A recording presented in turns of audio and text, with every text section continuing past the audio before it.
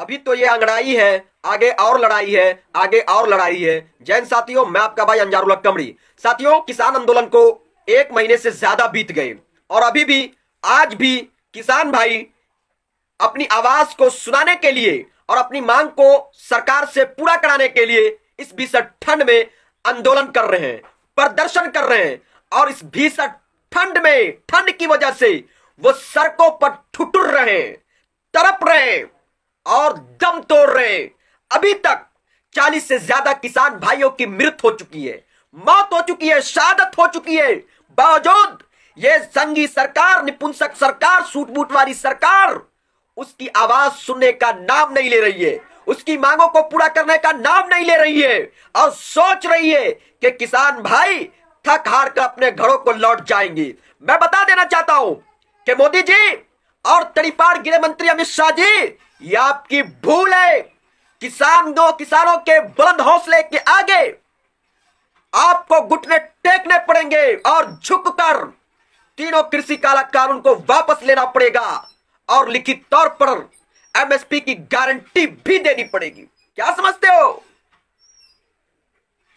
कि किसान अपना आंदोलन खत्म कर देगा और आंदोलन को हम डिस्क्रेडिट कर कर, बदनाम कर कर, लज्जित कर कर खत्म करा देंगे? या आप क्या, आपके अब्बा के अब्बा भी नहीं करा पाएंगे, क्योंकि किसानों के बुलंद हौसले के आगे आपको मात खानी पड़ेगी। क्योंकि किसानों ने ठाना है इन संघियों को सत्ता से भगाना है, सत्ता से हटाना है। क्या समझते हो? पता नहीं है कि हमारे पूर्वजों ने गोरे अंग्रेजों से लड़ाई कर कर, जंग कर कर और उनको खदेड़ खदेड़ कर देश से भगाया था, और हम उनकी औलाद, तुम चोर चंडालों को, बेईमानों को कुर्सी से खदेड़ खदेड़ कर भगाने का संकल्प ले लिए हैं और भगाएंगे। फिर देश एवं प्रदेश के अंदर तुम सत्ताधारियों का कोई नाम लेवा मौजूद नहीं होगा।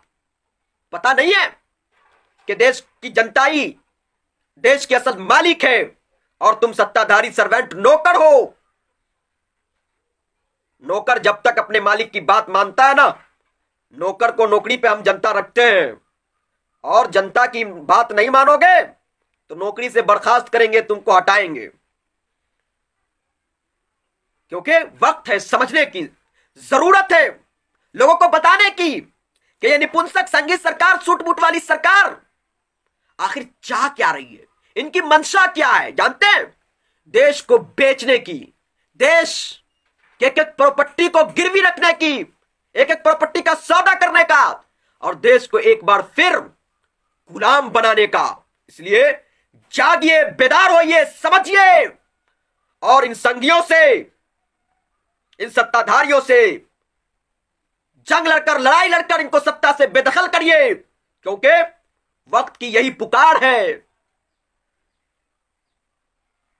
कि इन सत्ताधारियों को सत्ता से हटाइए और देश जो बिक रहा है, देश को बचाइए, लोकतंत्र को बचाइए, संविधान को बचाइए। क्योंकि ये संघी लोग सत्ता में बैठकर सत्ता का दुरुपयोग कर रहे हैं, संविधान का कानून का दुरुपयोग कर रहे हैं और फंडामेंटल राइट, संवैधानिक अधिकार का हनन कर रहे हैं, जो हम देशवासी हरगिज हरगिज बर्दाश्त नहीं करेंगे।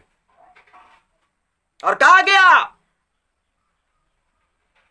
भरुआ दलाल, पत्रकार लोग, अर्नब गोस्वामी, सुधीर चौधरी, अंजना ओम कश्यप, एक सुशांत की मौत हुई थी तो सुशांत को इंसाफ दिलाने के लिए वावेला मचाए हुए थे और सुशांत का रट्टा लगाए हुए थे। और आज 40 से ज्यादा किसानों की मौत हो चुकी है, शहादत हो चुकी है, तो उसको इंसाफ दिलाने के लिए रिपोर्टिंग क्यों नहीं कर रहे हो? भड़वे कहीं के, दलाल कहीं के, बिकाऊ कहीं के।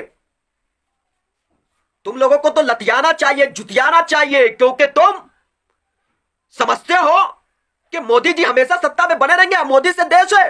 अरे भड़वे दलाल कहीं के, तुमको पता नहीं है कि देश से मोदी है, मोदी से देश नहीं है। देश था, है और रहेगा।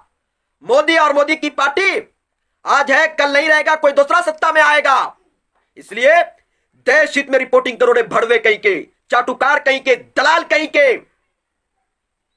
और मोदी हित में, भाजपा हित में रिपोर्टिंग करना बंद कर दो, नहीं तो फिर जिस तरह लतियाए जा रहे हो, जुतियाए जा रहे हो, इसी तरह लतियाए जाओगे। क्या समझ लिया है कि देश के एक प्रॉपर्टी को बेच रहा है, किसानों की जिंदगी का सौदा कर रहा है, किसानों की जिंदगी को गिरवी रख रहा है, किसानों को पूंजीपतियों का गुलाम बनाना चाह रहे हैं सरकार।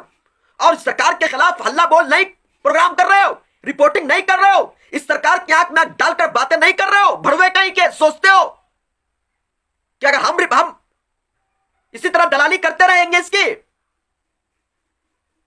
और दलाली करेंगे तो लोग किसानों की आवाज नहीं बनेंगे, किसानों का आंदोलन नहीं चलेगा।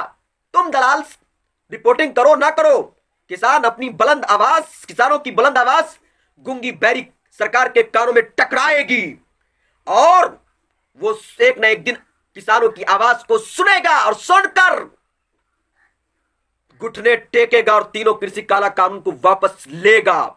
नहीं लेगा ना तो सत्ता से इनको हाथ धोना पड़ेगा, क्योंकि हम सभी देशवासियों ने ठाना है इन संघियों को सत्ता से हटाना है, सत्ता से हटाना है।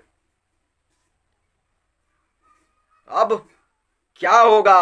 अन्ना हजारे भी आंदोलन करने की धमकी दे चुके हैं, जनवरी में वो भी धरने पर बैठेंगे और इनके भाजपा के अलायंस के लोग भी इनका साथ छोड़ रहे हैं। और अब रिलायंस, जियो वगैरह का जो हुलिया खराब हो गया है, उनका नेटवर्क को हटाया जा रहा है।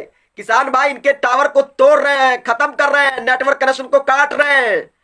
इससे तो इनकी साख उखड़ गई है और इनकी पैंट ढीली हो गई है। और अब सलवारी बाबा रामदेव की भी पैंट गीली हो जाएगी, क्योंकि किसान भाई अब पतंजलि का भी बहिष्कार करने का फैसला लिया और पतंजलि का भी बहिष्कार होगा। डुप्लीकेट दवा जो बनाता है, डुप्लीकेट सामान जो बनाता है, ये सलवारी बाबा रामदेव निकम्मा नकारा किसानों की बात करता था, कहता था हम किसान, अरे भड़ुए कहीं के, आज किसानों को जरूरत है, किसानों का तुम साथ दो देते, लेकिन चाटुकारिता का इतना तुमको भूत सवार है और इतना चाटुकारिता में तुम लीन हो कि मोदी मोदी मोदी करते हो और मोदी के साथ खड़े हो, क्योंकि तुम गोबर भगतो, गोबर खाते हो।